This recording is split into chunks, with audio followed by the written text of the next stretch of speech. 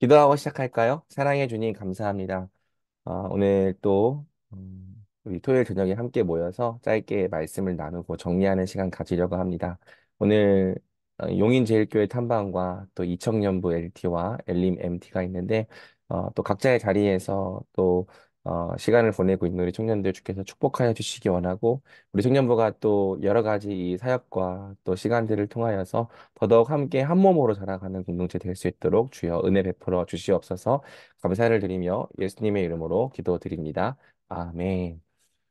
내일 설교는 사실 어렵지 않습니다. 어렵지 않고 그냥 순종하기 어려울 뿐인 내용입니다. 그래서 여러분 그 오랜만에 그 목자 가이드를 보면 페이지가 그렇게 많지가 않아요. 그러니까 설명할 내용이 딱 두 페이지밖에 없다는 거죠.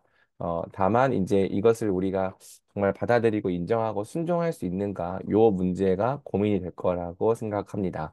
우리가 사도행전 4장에서도 초대교회가 이제 이 세상의 반대를 당하는 모습을 함께 보았습니다. 이 사도들이 성전에서 복음을 증거할 때 성전 권력 세력이 그것을 좋아하지 않았죠. 그래서 그들을 불러다가 누구의 이름과 누구의 권세로 너희가 이런 일을 하느냐 추궁했고 사도들과 베드로가 굉장히 당당하게 또 담대하게 우리가 예수 그리스도의 이름으로 이렇게 행한다라고 말하는 모습을 보았습니다. 그리고 이제 그러한 일이 있은 다음에 초대교회가 반대와 맞서기 위하여 은혜의 방편에 힘쓰는 모습들을 보았죠. 자, 그러면서 이제 이 사도행전 5장 뒷부분에서는 어, 조금 더 큰 반대와 위협에 부딪히는 이 초대교회의 모습을 보게 됩니다. 4장에서는 불러서 이렇게 엄포를 놓긴 했지만 실제로 사도들의 몸에 폭력을 가하진 않았었거든요. 근데 이제 사도행전 5장 17절 42절을 보면은 성전 권력 세력이 사도들의 몸에 손을 대어 채찍질을 하는 거죠. 그런데 또 그러한 채찍질을 당하고서도 이 사도들이 그리스도를 위하여 고난 받는 것을 기뻐하며 오히려 더더욱 이 복음을 힘있게 증거하는 모습을 우리가 보게 되는 거죠. 자, 첫 번째 이제 아이스 브레이킹 질문인데요. 예수님을 믿는 믿음으로 인해 어려움과 고난을 당해본 경험이 네, 있는가? 이제 그리고 당신은 그 어려움과 고난을 어떻게 대처했는가? 지난번에도 우리가 일반적인 반대에 부딪힌 경험을 4장에서 아이스 브레이킹으로 나눴던 적이 있습니다. 그래서 또 반대에 대한 내용을 나누기에는 내용이 겹칠 거라고 생각을 해서 혹시 이제 신앙적인 반대에 부딪혀 본 경험이 있다면 요것을 좀 나누어 보도록 하면 좋을 것 같아요. 사실 이런 반대는 경험해 본 지체가 있을 수도 있고 없을 수도 있을 거예요. 그런데 이제 그런 경험이 없는 지체들도 혹시 그런 경험이 있는 지체들의 나눔을 듣는다면 저런 반대에도 부딪힐 수 있구나. 간접적으로 또 그 나눔을 통해 알게 되는 거고 또 서로에게 큰 도전이 되겠죠. 그래서 요거는 가볍게 한번 좀 나눠보면 좋겠습니다. 자, 이제 사도행전을 보면은 하나님은 복음을 증거하다가 감옥에 갇힌 사도들을 구출해 내십니다. 본문을 보면 사도들이 감옥에 갇혔는데 주의 사자가 사도들에게 와서 옥문을 다 열고 사도들을 끌어내면서 다시 성전에 서서 이 생명의 말씀을 다 백성에게 전하라라고 이야기를 하는 거죠. 사실 우리 생각에는 주의 사자가 사도들을 구출한 다음에 이제 가서 쉬어라. 아니면 안전한 곳에 피해 있어라. 이렇게 얘기를 할 것 같아요. 그러면 우리도, 그래, 우리가 할 만큼 했지. 이 정도면, 할 만큼 한 거지. 안 되면 어쩔 수 없는 거지라고 스스로 위안을 하면서, 이제, 내가 할 일은 다 했다라고 생각하며, 도망갈 수 있겠죠. 그런데, 하나님은 이 사자를 보내서 사도들을 구원해 주시는데, 그 구원한 다음에 가서 쉬라고 말하는 게 아니라 어, 말하는 게 아니라 오히려 다시 고난받는 자리로 다시 위협받는 자리로 가서 복음을 전하라고 하신 거예요. 세상의 반대에도 불구하고 복음을 증거하라고 하신 이유가 무엇인가? 근데 요거에 대해서 내일 설교 때 이제 세 가지로 정리를 합니다. 첫 번째는 이제 주의 사자의 말 속에 그 이유가 들어 있는데요. 바로 교회가 맡은 복음이 생명의 말씀이기 때문이죠. 하나님은 세상을 구원하는 생명의 말씀을 교회에게 맡기셨습니다. 그러니 이 교회마저 이 생명의 말씀을 전하지 않고 생명의 말씀에 침묵한다면 세상은 그 어디에서도 생명의 말씀을 들을 길이 없는 거예요. 그래서 생명의 말씀으로 출산된 교회는 또한 복음으로 생명을 낳아야 한다. 이것은 먼저 생명을 받은 자들의 특권이자 의무인 거죠. 그래서 요거는 이렇게 생각하면 돼요. 왜 증거를 해야 되는가? 사실 복음을 증거하는 것에는 고난과 고통이 따릅니다. 그래서 우리가 사실 이 고난과 고통을 피하고 싶죠. 근데 이것을 육체에 비유했을 때 해산의 고통이라고 생각을 해보면 이 해산의 고통이 싫어서 또 그것이 무서워서 자녀를 낳지 않는다면 이 부모는 평온할 수 있겠고 어떤 어려움과 불편도 겪지 않아도 되겠죠. 하지만 이 자녀가 출산되고 생육하고 번성하라는 하나님의 뜻은 이루어지기 어려울 거예요. 반면에 해산의 고통이 있지만 그 해산의 고통을 겪고 나면은 비록 그 시간은 굉장히 힘들고 고통스러웠을지라도 자녀가 출생하고 또 그 하나님이 사람의 수가 늘어나게 되는 거죠. 마찬가지로 하나님의 백성도 고난과 고통 없이는 자녀를 출산할 수 없는 거예요. 생명의 말씀으로 출산된 교회는 또한 복음으로 생명을 낳아야 하는 거죠. 그 과정에서 겪는 이 해산의 고통을 견뎌야 될 이 의무가 있다는 것입니다. 그래서 주님께서는 이 먼저 생명을 받은 자들이 또한 복음으로 생명을 낳아야 된다라고 말씀을 하시는 거고요.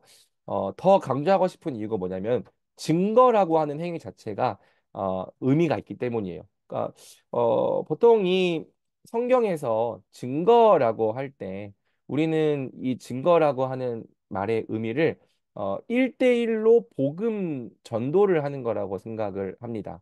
뭐 가까운 가족이나 친척들에게 1대1로 이렇게 복음을 설명하는 걸 복음 증거라고 생각을 해요. 물론 그것도 복음 증거가 맞습니다. 그런데 성경에서 말하는 이 증거는 조금 더 법정적인 의미를 갖고 있어요. 성경에서 말하는 증거의 정의가 뭐냐면은 바로 공적인 자리에서 예수님의 이름을 공개적으로 시인하고 또 그로 말미암은 고난을 받는 것. 요게 이제 성경이 정의하는 증거의 개념인 거죠. 그래서 만약에 이제 증거의 개념을 정보 전달이나 지식 전달을 통해서 어떤 상대방을 설득하는 거라고 생각하면은 우리가 하는 증거는 성공할 수도 있고 실패할 수도 있을 거예요. 들은 사람들이 뭐 듣고 설득이 되면 성공한 거겠고, 들었는데도 거부하면은 실패한 거겠죠. 그런데 증거라고 하는 개념을 이렇게 설득하고 정보를 전달하는 게 아니라 이 공적인 자리에서 예수 그리스도의 이름을 공개적으로 선포하는 것이라고 생각을 해본다면 애초에 증거에는 성공과 실패 자체가 있을 수 없는 거죠. 왜? 증거는 수단이 아니라 목적이기 때문입니다. 하나님께서 우리에게 맡기신 책임이 어디까지냐? 증거하는 데까지인 거죠.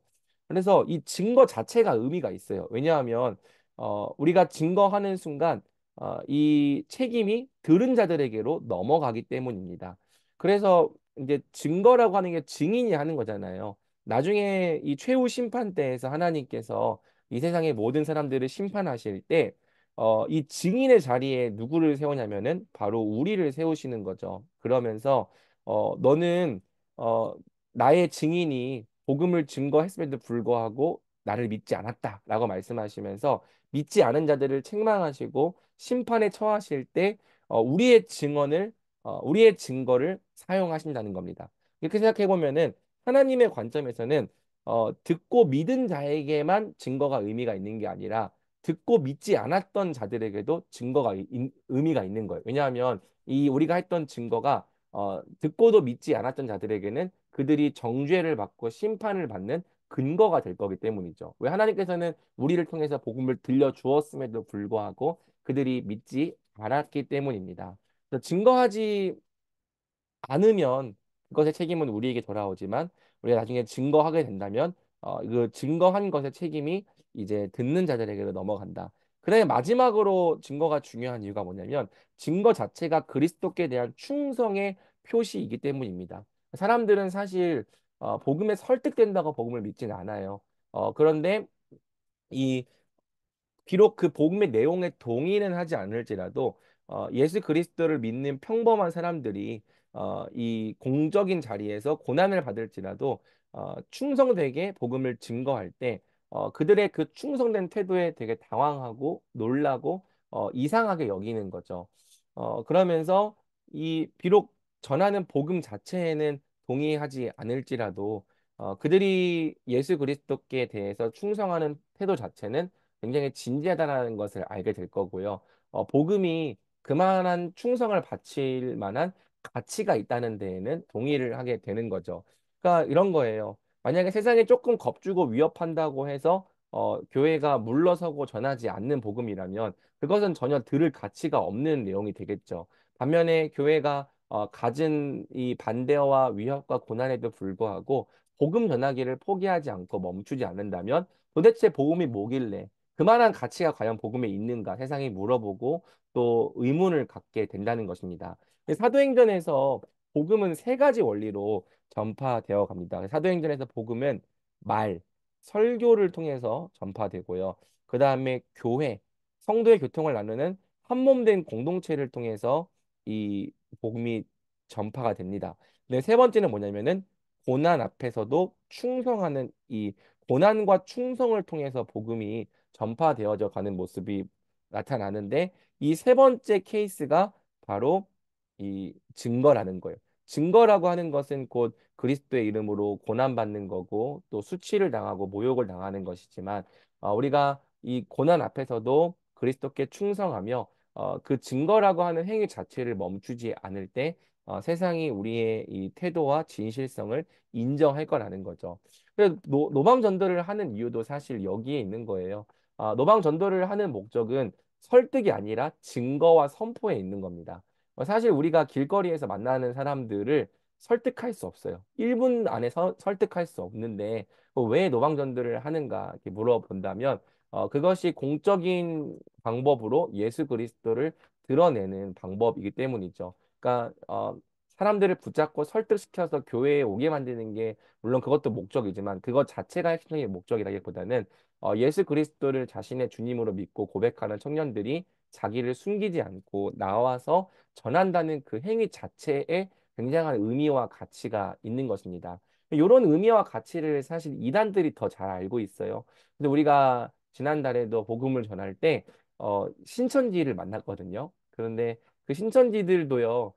매주 나와서 우리와 같은 청년들이고 복음을 전하는데 걔네들도 노방 전도를 통해서 사람들이 믿지 않는다는 걸 알고 있어요. 그래서 신천지는 사람들을 끌어들일 때는 좀 다른 전략을 사용합니다. 그런데도 왜 노방전도를 멈추지 않고 계속하냐면 우리가 전하는 복음이 정당하고 떳떳하다. 우리가 여기 있다라는 것을 세상 앞에 선포하는 행위로서 이 전도를 하는 거죠.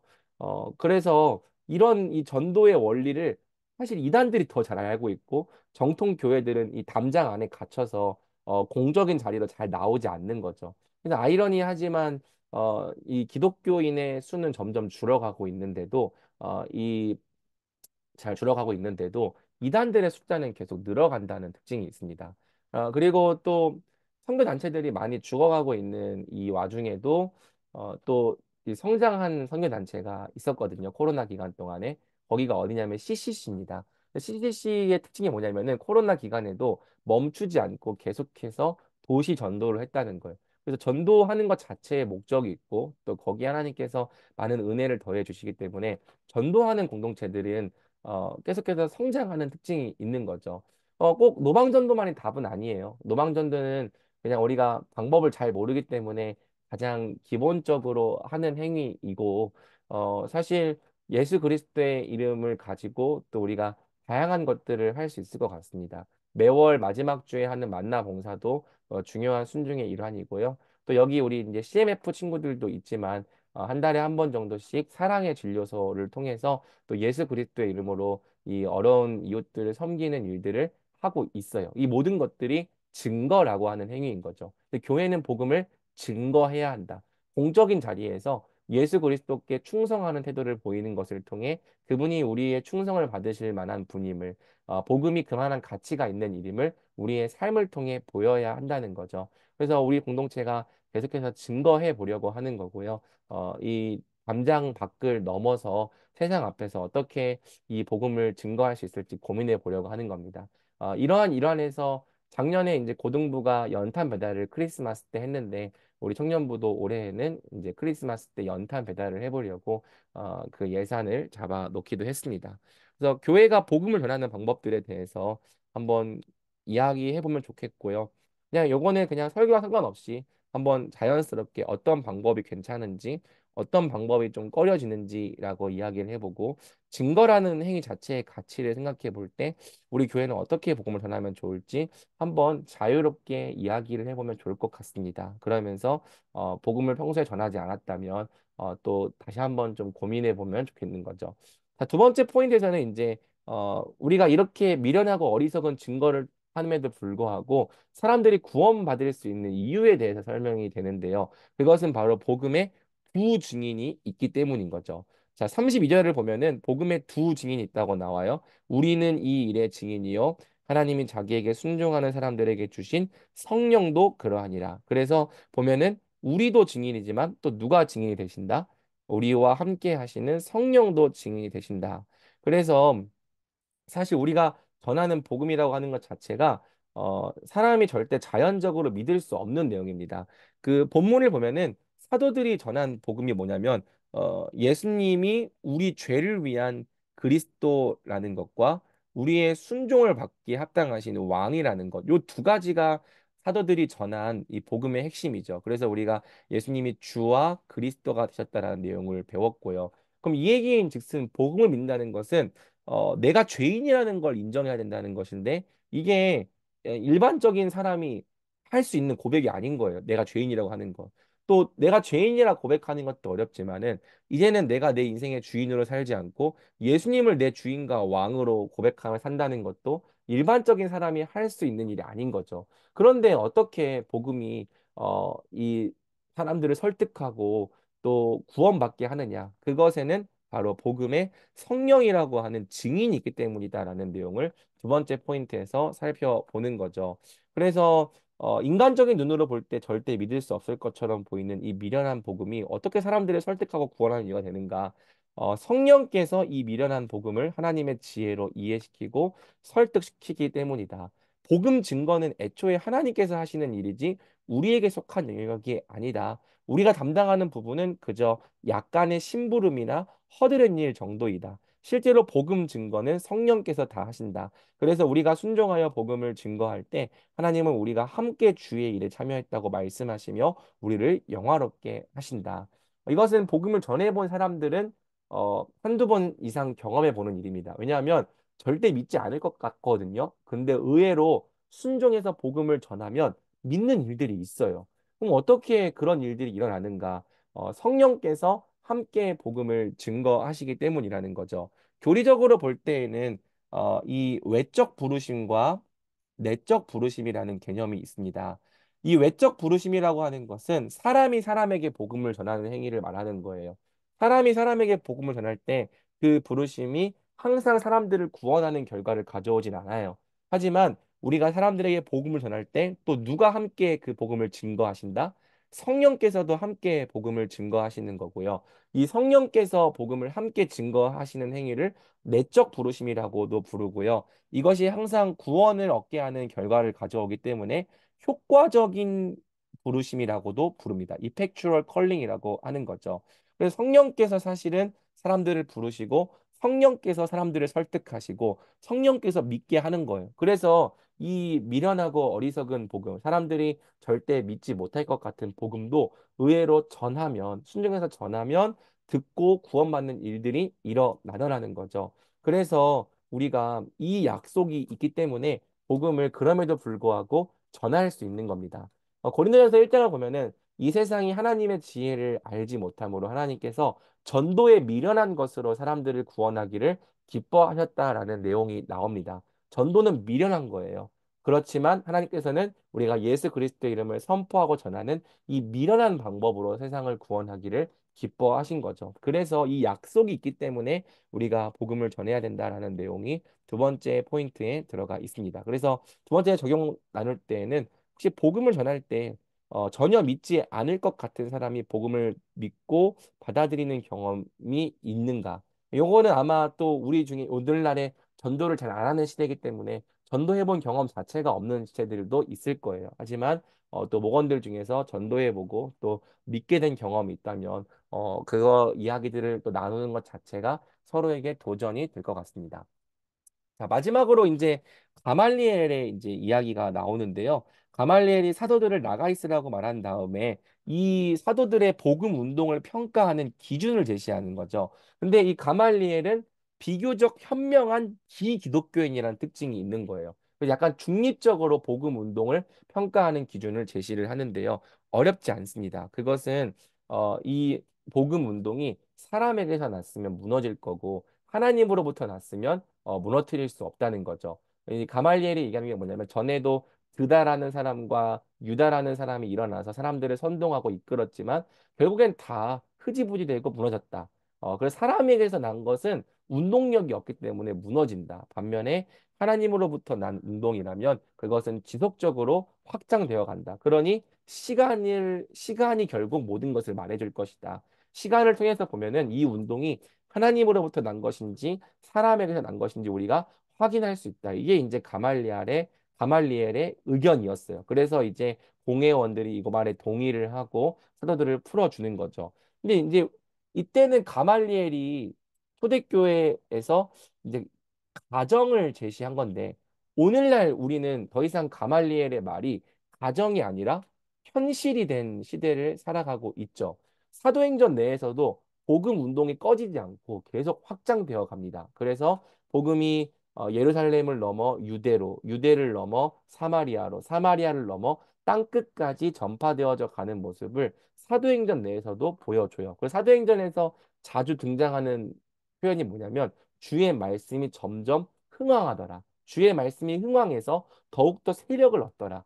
이 복음이 운동력을 가지고 계속해서 확장되어져 가는 걸 보여주는 거죠. 그리고 사도행전뿐만이 아니라 2000년 교회의 역사 역시 이 복음의 운동력을 보여줍니다. 만약에 이 복음이 이것을 전하는 사람의 어떤 능력에 의해서 전해지는 것이었다면 사람이 조금만 능력이 부족해도 복음은 더 이상 전파되지 못하고 어느 순간에서 끝났을 거예요. 그런데 2000년 역사를 보면은 복음은 한순간도 전해지지 않았던 적이 없습니다.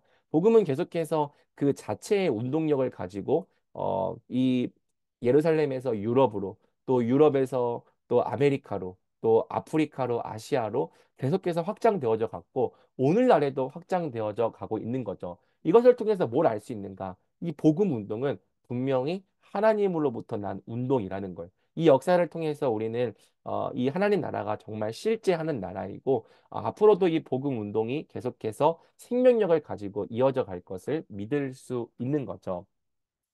그래서 우리가 이제 사도들은 예수님을 위해 고난받는 것을 기뻐했는데 우리도 이 복음의 증인되기를 하기 기뻐했으면 좋겠고 또 앞으로 어떻게 복음을 증가해 살아갈지를 조금 더 이렇게 자세히 나누는 시간을 가지면 좋겠습니다. 사실 내일 내용은요 복음 증거에 대한 내용이기 때문에 듣는 사람들이 부담을 가지고 불편하게 느낄 수밖에 없는 주제이긴 해요. 하지만 또 본문에 있는 내용이고 또 이런 주제를 우리가 불편하다고 계속 다루지 않으면 앞으로도 복음을 증거하는 일이 우리 삶 가운데 시작되지 않겠죠. 그래서 우리를 부담스럽게 하고 불편하게 만드는 본문이라도 우리가 보면서 우리가 앞으로 복음을 어떻게 증거할 것인가 한 번이라도 더 고민해 보는 시간을 가졌으면 좋겠고요. 이 질문 나눔에 있어서는 적용 질문 달려 있는 그러니까 두 번째의 이 적용, 복음을 전하는 방법, 세 번째 적용, 복음을 전해본 경험, 요 두 가지를 중점적으로 이 목장 모임을 진행해 간다면 풍성한 모임이 될 것 같습니다. 내일도 함께 힘을 내 주시면 좋겠고요. 또 풍성한 모임이 되기를 주님의 이름으로 축복하고 또 응원하겠습니다. 오늘은 또 여기까지 우리가 마치도록 하겠습니다.